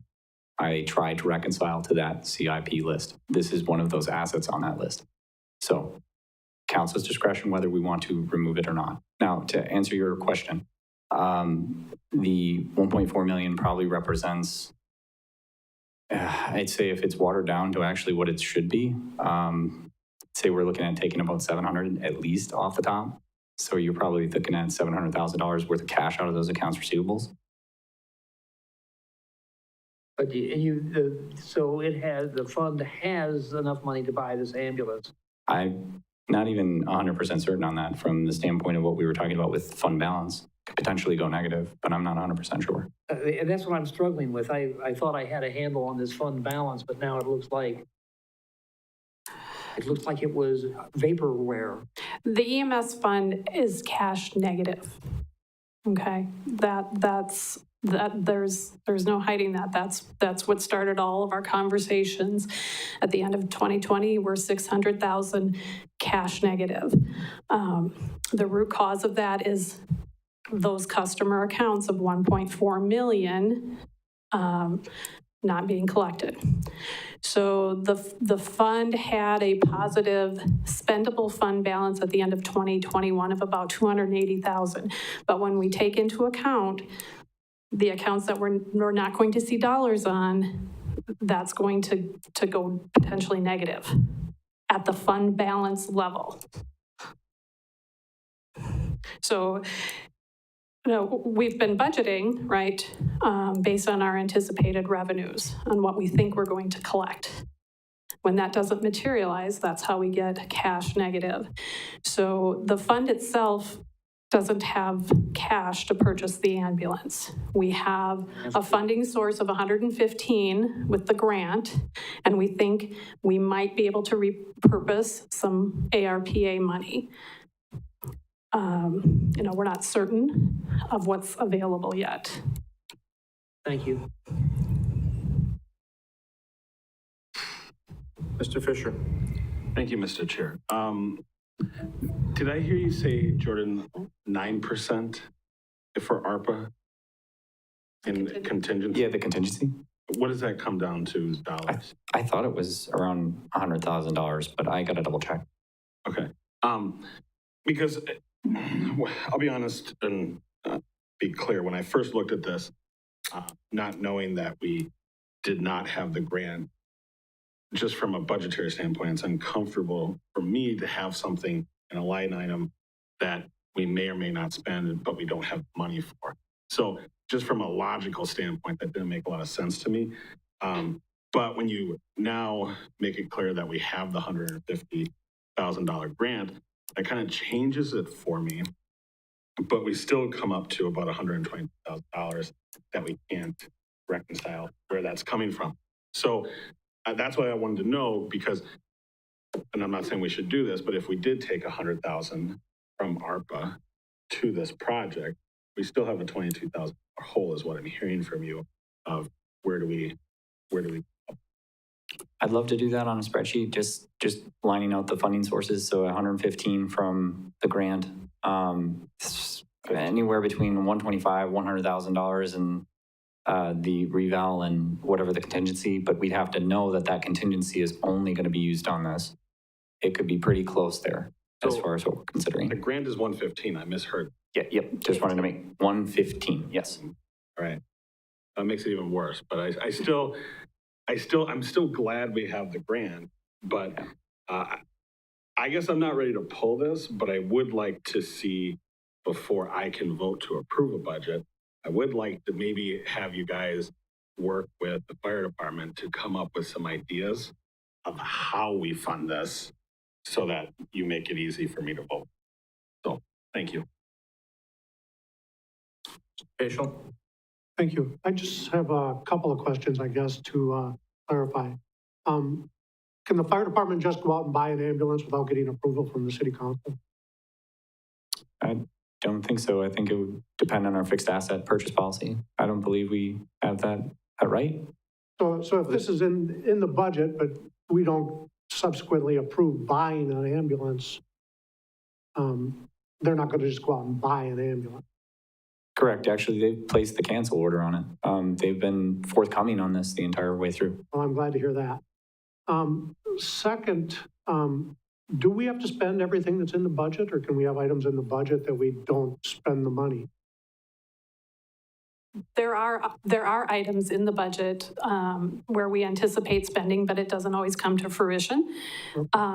So if there is any place or room in the EMS budget today that they would repurpose, I don't know if they've come up with a hit list of what that might look like if we were $20,000 or $30,000 short in coming up with the total cost that's needed for the ambulance. Okay, and then along with that, if we took the item out of the budget and then subsequently decided that we wanted to take advantage of getting this grant, and wanted to purchase an ambulance, what would we have to do to make up the balance? We'd have to find a revenue source to make up that balance. If we take it out of the budget and later decide to purchase it, we're back before you with a budget resolution that would also clearly state where the revenue is coming from. Okay, thank you for those clarifications. And with that, I'm comfortable with leaving it in the budget for now. We don't have to spend it. Any other questions or comments? I see the agenda and the actual budget packet don't exactly align, so I think we've sort of gotten off track here. Yeah. We're, from what I understand here now, we've been working through, where was that page? Could be an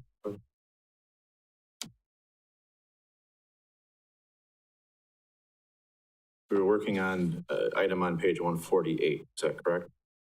And just again, for clarification with this ambulance, is the ambulance cost 272 or is the total package 310?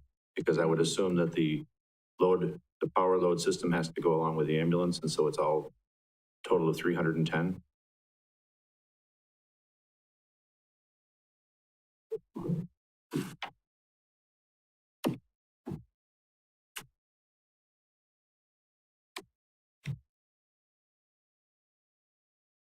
Yes, excuse me. The quote we received from the company, I believe, was 310 for the ambulance itself. Included with the specs was the power load system.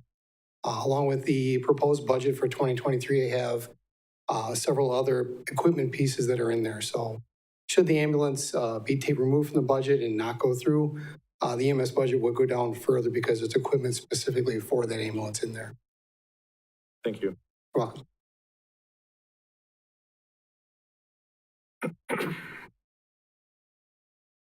$195, right?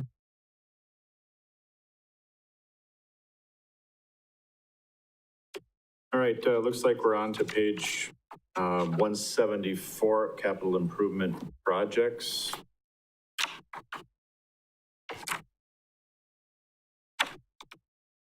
Any questions on those items?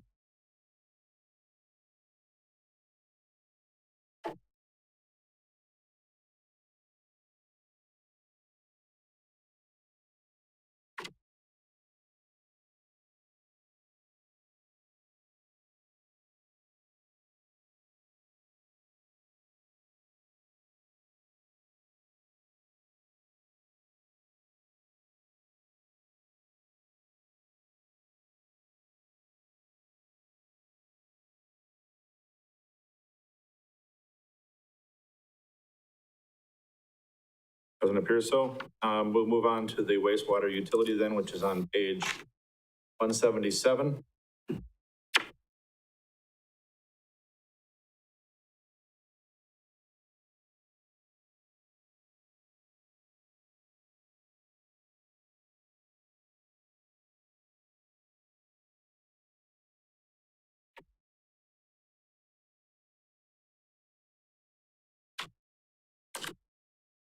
Jeez.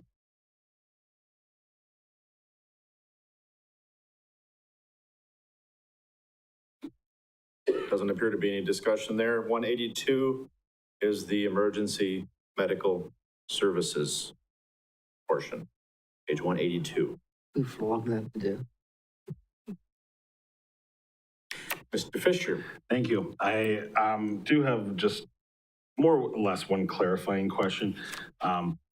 There's been a lot of talk, I know, about the EMS, and over the years, we have been, from my understanding, increasing the professional services budget into EMS.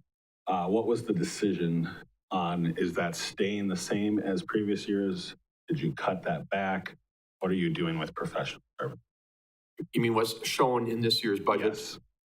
The one that you've got in front of you?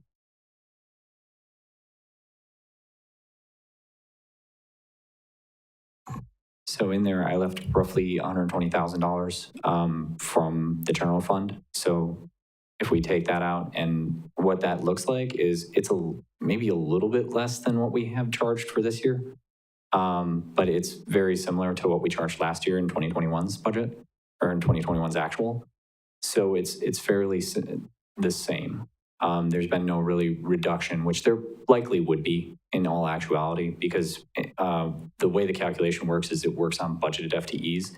If we're saying that we're going to take 3 away from the EMS, the 11.67 goes down to 8.67, and then the calculation actually would reduce. So this looks like it's a little bit higher baked up cost. We could remove some of it. That will have impacts on the general fund, though. And that was going to be my next question. So by doing that, it actually. Yes. Correct. Thank you. So this item does include those professional services? Does. Okay. So Wagner? Thank you. This was one, when I came in here tonight, one of the things I had down here that we had to address the 200,000, because it originally showed at 206,000. And like Jordan said, it's been reduced considerably. The thing is, there's no revenue stream to replace that with. It has to be a reduction from some general fund expenditures. And as we've been going along here tonight, what I thought was going to be the silver bullet that would do that was the street lighting thing. There's a street lighting situation where if we were reducing 216,000, 217,000 in general fund expenditures and funding them by having the customer pay them directly, just like it was a tax. That would take care of it. The fact that it's been reduced, but my guess is we're somewhere about he says about $120,000 short of replacing, of eliminating that. I'd like to see it eliminated because it would allow the fund itself to start absorbing cash and start digging into that $600,000 deficit that it's collected. I'm not sure where else we could take $100,000 out of the budget. It has to be something that's funded by the general fund and not by any grant program or anything like that. So I'm not quite sure where to go with that. I think if we let it go right now, it'll just slow down. If we let them still collect 120,000, it'll just slow down the rate at which the deficit is overcome. The other question I have, though, is this is a cost accounting exercise. That basically they're saying that the true cost of the ambulance service includes the work of the HR department, the IT department, the finance department, and the administration. I don't think it's mandatory that we do that kind of accounting on it. We could do it just as a straight fund balance, I think. But it depends. I've been playing with this thing so long that the numbers are running around in my head like scrambled eggs. I mean, it's really something.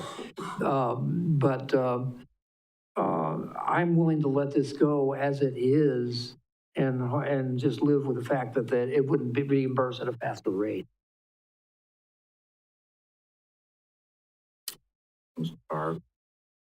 I'm just going to say, I mean, I think, we left it in the way it is. Certainly the general fund is really tight right now. I'm not sure we would have found the $120,000 this year to do that. But I think the thought is, at least on behalf of some of us at staff level, that the ultimate decision on how to make this fund the most sustainable clearly could include revisiting the administrative allocation that you're referring to. But that would probably be part of an overall package looking forward that we maybe come up with as a result of the next few months of discussions or whatever it is. But for now, we left that in and just omitted the replacement of the 3 firefighter paramedics and whatnot. Which is one of the 3 things I proposed when we talked about this last week. And I think we're on the right track right now. And I think I think we should look for a longer term solution, but unfortunately, the League of Municipalities didn't have one for us. Most of us left that hearing very unsatisfied. It was a low-calorie meal. It really was. It was They basically told us that they used a referendum to get permission to exceed their levy limits. And then at the end of it, they said, if you've got a better idea, let us know. And that's where we're at. I don't know, I think there are some ways, but I think it's going to take more than us as a council to do it. I think it might even require some legislative help. I see other people are ready to speak, but just real quickly, a quick comment. I think at staff level, we believe that as soon as this budget is wrapped up, the sustainability of the EMS fund is front and center, even apart from the budget process. What do we need to do to put the pieces in place fully for that operation to be able to succeed long-term? So I think, this budget process, whatever you do to adjust, that's fine. But this conversation goes on November, December, and beyond until we get to a point where we feel that we've hit sustainability, whatever that looks like. Mrs. Tompkins. Thank you. Did Jordan, did you say that we're taking 3 people out, 3 FTEs out, so therefore the fee will be lower? But do we charge like a rate? Is there a certain rate per employee that is charged? Or how does it, I just want to know, is the rate staying the same or are we increasing the rate, but it just looks different because we've moved 3 people out? So essentially it would be an allocation. So think of it this way. You take 195 FTEs for the total city or something like that as a basis, the denominator, and then you take 8.67 divided by 195, and then you multiply it by all the departmental expenses that we include, which we include 3: admin, IT, and finance. So whatever the total expenses are times that ratio is the professional services charge. And that also gets I don't want to allude from the fact either, we're just looking at one piece of this puzzle. It also goes to the wastewater fund too. We do the exact same calculation for EMS that we do for wastewater. So it's a very similar thing too. And that's the thing that kind of makes me feel a little uncomfortable is we want to take this out of the EMS fund, but we're okay with it being in the wastewater fund. So that's the other item. Well, I think the wastewater fund, they don't have problems collecting their money, right? No, but they still utilize everybody's services essentially. So as far as IT is still out there, performing their services, admin still has representation for wastewater. I mean, that's, I guess, what's the nature of the expense in the allocation? Why are we doing it? Right. I mean, I think we are moving to a philosophical question of the EMS. If people paid 100% of the bills, we wouldn't have this problem. So just like for wastewater. Yeah. Okay. So that's what I just wanted to know. So it's whatever the budget is for these departments, it's divided by the FTEs across the board. Actual expenses, 1 year trailing. So for this year, we used 2021 expenses and budgeted FTEs. There you go.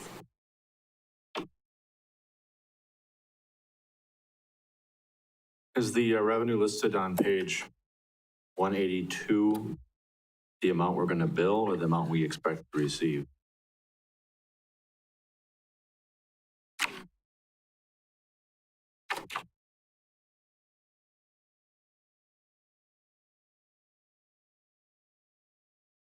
Oh, that's 3. I believe that's the amount that we expect to receive because there's around $3 million, $3.2 million if you look on page 183. Line item it's 46,230 ambulance fees. That negative $3.2 million represents billed charges. And then you have a corresponding discount of 46,231 of Medicare and Medicaid. Now, that's just one piece. We get some miscellaneous grants. There's some township contracts in there as well, and some other miscellaneous revenues. So then it's assuming that all private individuals that are not Medicare and Medicaid are paying their full bills. No, that line item description for Medicare and Medicaid, you might as well call that discounts. Discounts from all payers. So then we are actually expecting to collect more than 40% as we have been told last week? Correct.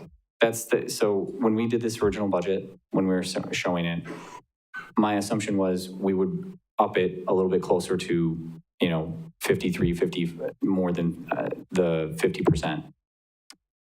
In between the time from when I completed this budget to when we got a report from LifeQuest about 2 weeks ago, to see all calls, whether it was 911, intercept, interfacility.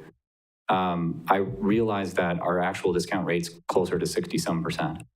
Now, I didn't make the updates in this, but we can look at potentially the historical cash collections and see if that's more in line. A lot of the time, that's probably closer, because I could have totally whiffed on the bill charges on this, but the collection rate could have come in at, let's say, $1.6 million from bill charges and $400,000 from township contracts, and we'd still be at the $2 million. So we have to really look at how much are we typically collecting on a yearly basis from our patients, all sources, and then township contracts, grants, revenues. Very good point. Thank you for catching that, because you've asked me that question. But I did realize that too, as far as how and why this discount rate increased. I want to speak to that. Probably in January 1, 2022, there was a voted on price increase listing for all charges for the ambulance services. It was rather large. I think it went close to like 20% on most line items. And when you do that, what ends up happening is you don't actually end up getting more revenue. It's just more discounts. And so I didn't make that connection until probably about a week and a half ago, as far as, and meaning to what we had actually increased back in January, because I wasn't here in January. And so I was going off more of historical rates instead of looking at that all items. And then I made that connection. So I'm sorry I didn't bake that into this 2022 budget or 2023 budget, but I'd like to go back and review the collections for historical accuracy, because 3.2 minus the $1.7 million in discounts that I have, that might be closer to our actual collection rate for patients. Great. Other questions?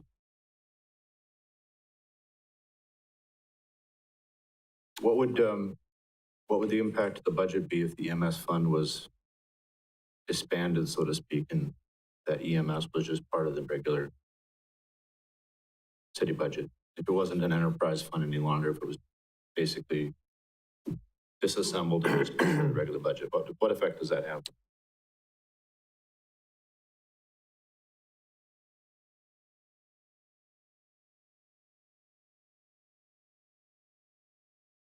So essentially, if we're looking, the revenues now will get recorded. All the revenues that we have, along with the discounts, the bad debt goes all into the general fund. The only thing that might go away would be depreciation in the general fund. They don't report it at the individual fund level. That would only get rolled up when you're looking at the consolidated statement. So that would be an impact. The issue that we have is still that shortfall of cash now becomes a direct hit to the fund balance of the general fund. So without a revenue in order to make that up, right now it's camouflaged as a liability in the EMS fund to the general fund. It doesn't specifically call it out that that's what it is, but once you do that, then your cash balance just decreases immediately by that, and that line item goes away. The only other impact, and I haven't completely vetted it out, is if we bring all of those expenditures over without a revenue source, it's a general fund balance hit. This could be a year where we could bring in the expenditures because we have an 8% allowable increase for the expenditure restraint program. So on the expense side, we would be okay to do that without exiting the program. It would be close. The only thing on an ongoing basis without that revenue, it's going to make the general fund decline over time. So you probably would be looking at a referendum to do a course correction, at this point in time, so that you have an influx of revenue to cover that shortfall. Okay, thank you.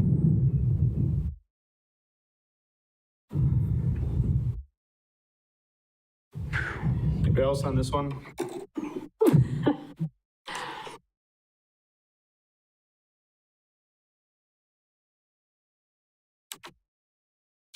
All right, looks like internal service fund is the next item. And that is on page 187.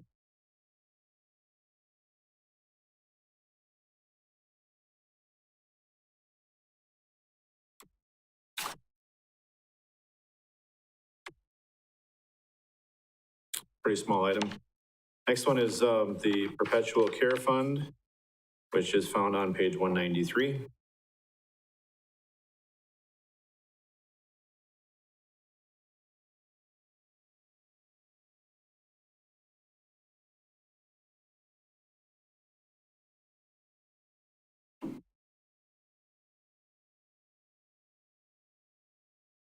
And with nothing further discussed on that, that brings us through a recapping or a question answer of all of letter F on the agenda, which are all of the different categories within the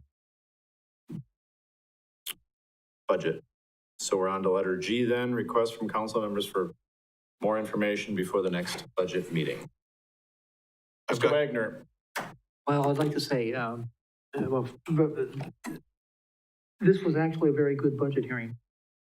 I mean, we actually found things and talked about them, and I'm happy with it. Some of them, I've seen some of them that basically looked like we were only here to rubber stamp it.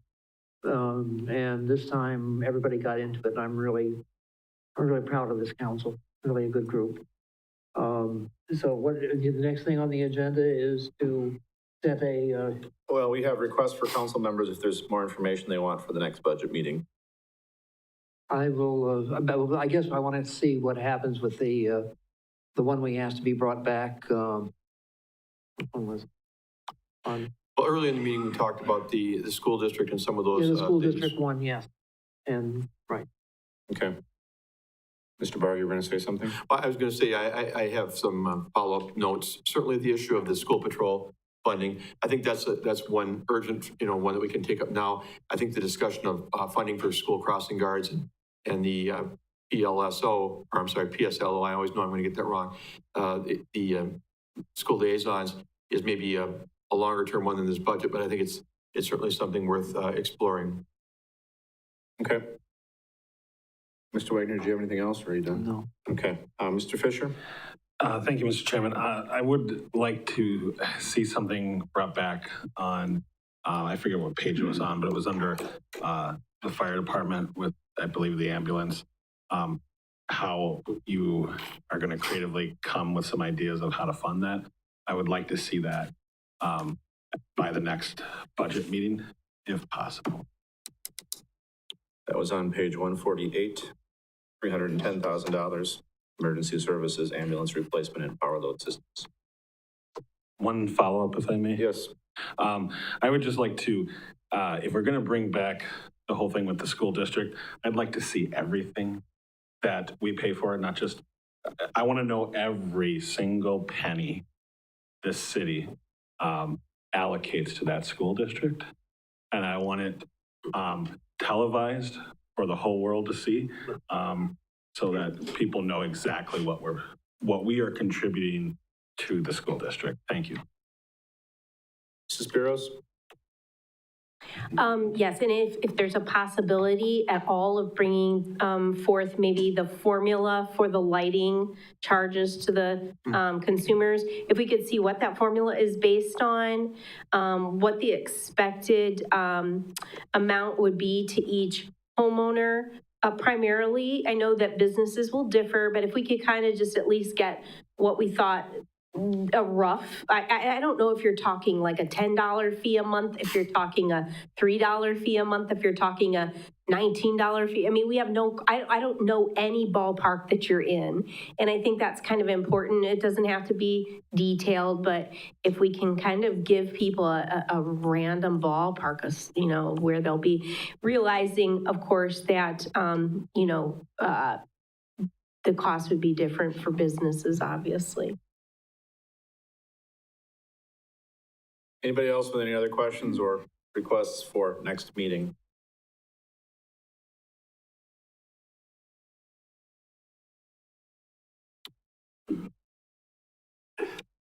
Letter H is the council discussion, including any desired changes to the recommended budget. Are we wanting to wait with that until next meeting? Okay. So then our next meeting will be Tuesday, November 1st, 6 PM, or after the finance, budget, and personnel meeting. It'll be here in the council chambers. That will be followed by potentially a Monday, the 7th, 5:30 meeting, but we will address that at the end of the next meeting, should there need to be a change or such. All right, that was letter I, so letter J is the adjournment. Do I have a motion to adjourn? Motion by Mr. Fisher, second by Mrs. Tompkins. Please vote.